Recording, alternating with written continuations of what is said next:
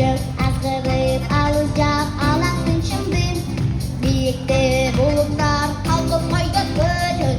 Yüzmenin yolcuk yolga sıkırdım. Cürüdep şaman şaşırlar. Gelemekte çok çakırlar. Tatlıdan bulup akılga dolu. Kulaklarına sırlar açılar.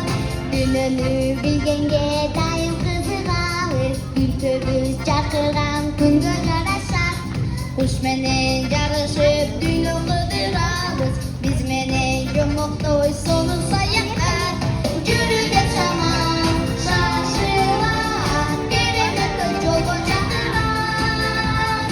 Тактырдан болуп акылга толуу. Улам жаны сырлар ачылат.